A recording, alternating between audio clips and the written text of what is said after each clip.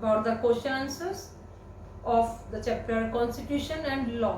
ठीक है बेटे, मैंने आपको बताया था कि कॉन्स्टिट्यूशन क्या है। कॉन्स्टिट्यूशन मीन्स क्या है बेटे? संविधान। ठीक है, संविधान जो 26 जनवरी 1950 में हमारा लागू हुआ था। 26 जनवरी 1950 में हमारा संविधान लागू हुआ था। इसलिए हम क्या बनाते हैं बेटे? गणतंत्र दिवस को बनाते हैं एज अ रिपब्लिक डे। आज हम इसके क्वेश्चन आंसर के बारे में डिस्कस करेंगे। सबसे पहले वेरी शॉर्ट क्वेश्चन है, what do you mean by the constitution? Constitution is a legal document according to which the country is governed and the state and central government are run according to it। Constitution क्या है बेटे? हमारा संविधान क्या है? कानूनी दस्तावेज है, एक लीगल डॉक्यूमेंट है जिसके अनुसार हमारे देश की सरकार अपना काम करती है। चाहे वो स्टेट की सरकार है, राज्य की सरकार है, चाहे वो केंद्र की सरकार है। दोनों सरकारों को, केंद्रीय सरकार को भी और राज्य सरकार को भी हमारे संविधान के अंतर्गत ही अपना जो काम है वो करना होता है, जिसकी उल्लंघना कोई भी नहीं कर सकता, क्योंकि हमारा संविधान जो है, हमारा कॉन्स्टिट्यूशन वो क्या है? सुप्रीम है। सेकेंड क्वेश्चन है, why was the constitution implemented on January 26, 1950? हमारा जो संविधान है वो 26 जनवरी 1950 को क्यों लागू हुआ? क्या कारण था?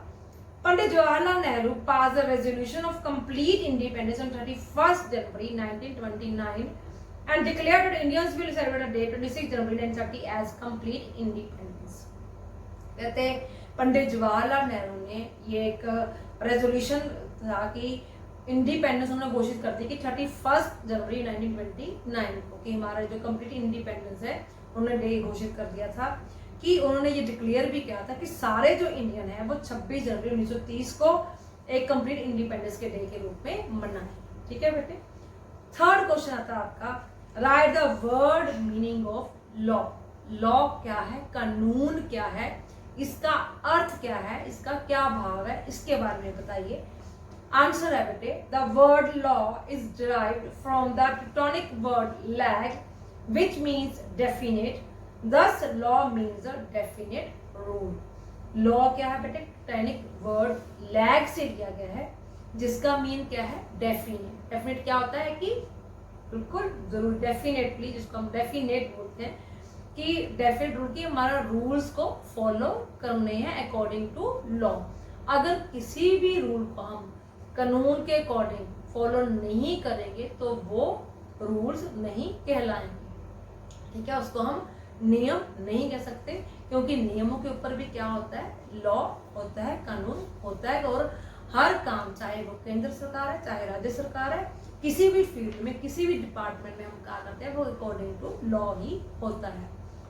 फोर्थ क्वेश्चन आ गया बेटे, what do you mean bye impartial judiciary? Impartial judiciary मतलब जिसमें कोई भी जो जुडिशरी, मतलब कि बेटे मैंने आपको बताया था कि सरकार के 3 अंग हैं, 3 ऑर्गन्स है गवर्नमेंट के। कौन कौन से हैं? Legislative, executive and judicial. Judiciary मतलब न्यायपालिका, जो न्याय करती है, जो लेजिस्लेटिव का और एग्जीक्यूटिव दोनों के ऊपर उसका कंट्रोल है। इम्पार्शियल जुडिशरी क्या है? इम्पार्शियल मतलब कि बिना किसी भेदभाव के, उसको हम बोलते हैं इम्पार्शियल जुडिशरी। वो क्या होती है? इंडिपेंडेंट होती है और उसके ऊपर किसी भी तरह का दबाव नहीं होता। फिर आता है बेटे आपका fifth question, which were the movement started by Mahatma Gandhi ji? Mahatma Gandhi ji ने कौन से आंदोलन स्टार्ट किए थे? Mahatma Gandhi ji started non cooperation movement in 1920, civil disobedience movement in 1930। Gandhi ji ने बेटे नॉन कॉपरेशन मूवमेंट स्टार्ट किया 1920 में और सिविल डिसोबीडियंस मूवमेंट स्टार्ट किया 1930 में। ठीक है, ये गांधी जी ने आंदोलन चलाए थे ताकि हमें पूर्ण तौर से इंडिपेंडेंस मिल सके। इसके बाद रहते आपके आते हैं short questions. What do you mean by the supremacy of the constitution? कि कॉन्स्टिट्यूशन की सुपरमेसी क्या है? ठीक है, कि सबसे ऊपर क्या है? By supremacy of the constitution we mean that nobody is above the law. Supremacy से हमारा भाव है कॉन्स्टिट्यूशन की कोई भी कानून के ऊपर नहीं है, और government and non government organisation are being run according to the constitution. चाहे सरकारी संस्थाएं हैं, चाहे वो गैर सरकारी संस्थाएं हैं, सारे कानून के अकॉर्डिंग ये अपना काम करते हैं, जिसमें क्या है कॉन्स्टिट्यूशन संविधान के अकॉर्डिंग अपना काम करते हैं।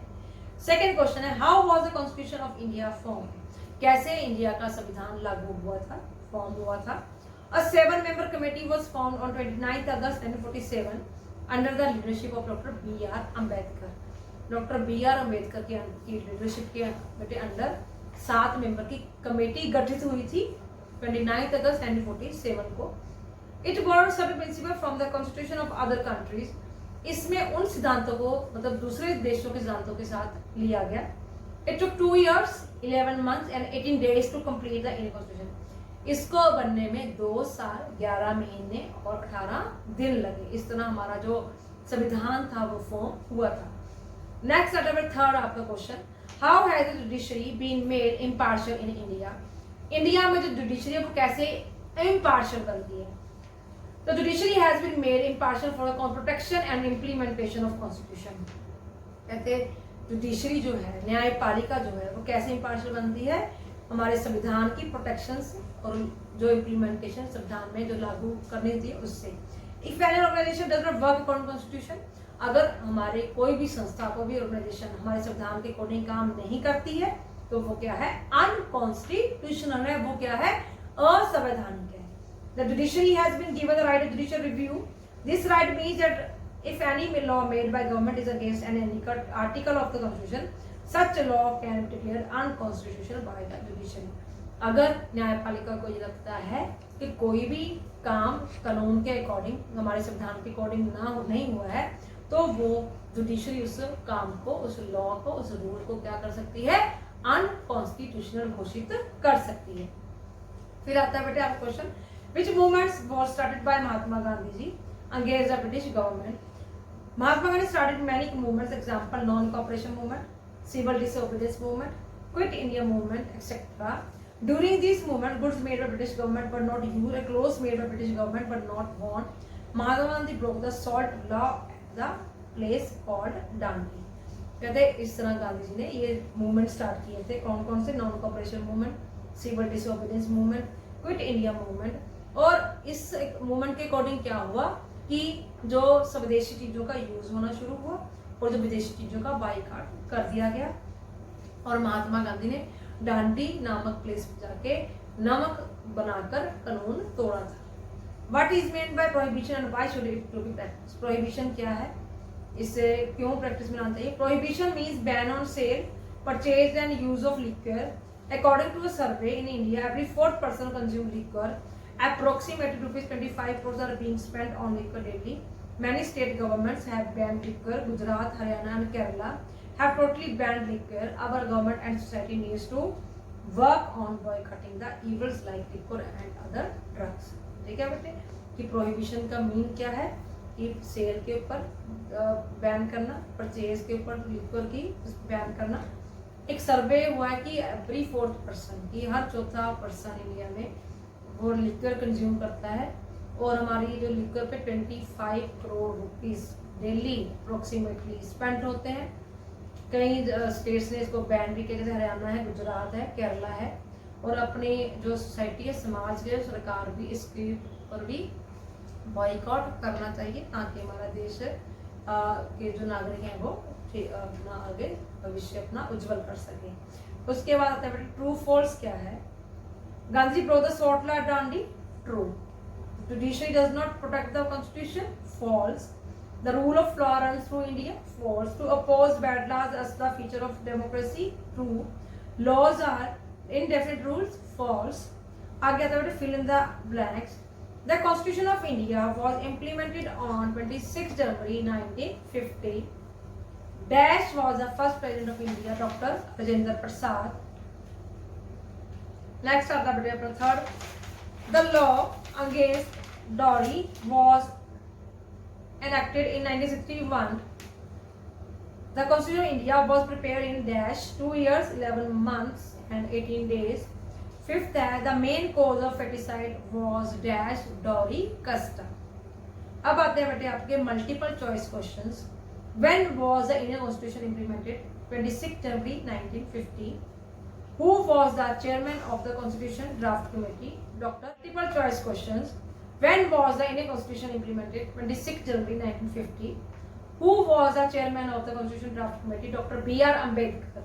Who is the highest of the following in India? Constitution. State the number of draft committee members 7.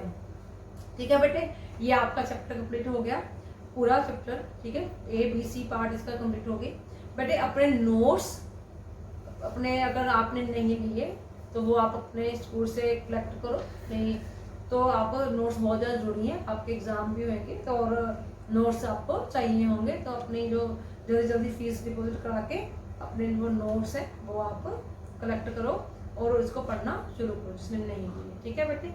बाकी आप अपना ध्यान से थॉरोली चैप्टर को रीड करो, थॉरोली पढ़ो, इसको ध्यान से पढ़ो बैठ के, ठीक है, ताकि आप अपने एग्जाम के लिए प्रिपेयर हो सकें। Good bye.